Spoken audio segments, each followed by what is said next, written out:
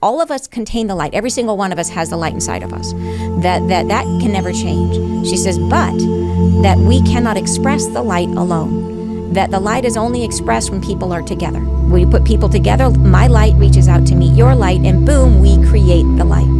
So, but we cannot create it on our own. So people who are very, very isolated, people who are very alone, you see people who are out there who do crazy things, road rage. Like, I think what they're doing is trying to create even just a little bit of light, because there's so little connection in their life. Even negative contact is still contact. It still creates a little bit of light, and they crave that. Yeah, so, and they said that some people who are so isolated, she says they callous over their openings to the light and shut themselves off from the light. And it is, you feel safe, right? But you cannot create the light by yourself. So she says we have this battle where we ride that, she calls it the razor thin line of separation, where we're kind of dancing in the space of trying to keep ourselves safe, cutting ourselves off, and at the same time craving the light, which we can only create when we open and connect with other people. And that connection with other people, we can participate more fully in the light. The more open we are, the more honest we are about who we really are, the more willing we are, the more of ourself we're willing to reach out, bring in, and then express. That is how we then create even more light. So we have the experience of creating the light, which is something to be working towards, right? This is something we all want. We want to create the light. Feels amazing. Feels incredible to have the light.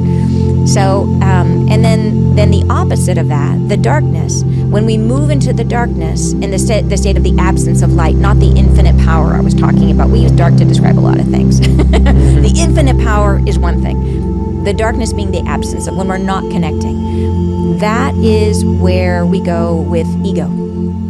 And it is anywhere we try to control others. Anywhere that we try to influence another person's path. So the way that she shows me a lot of metaphors to help me grasp things. She showed me the metaphor of starlings, how starlings fly.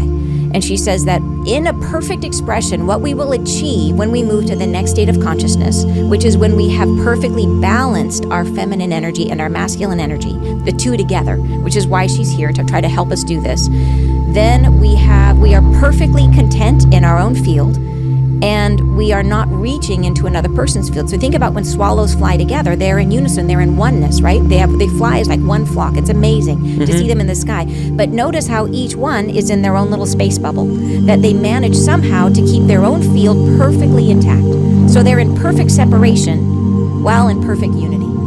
And so that's the goal. That's what we're headed towards.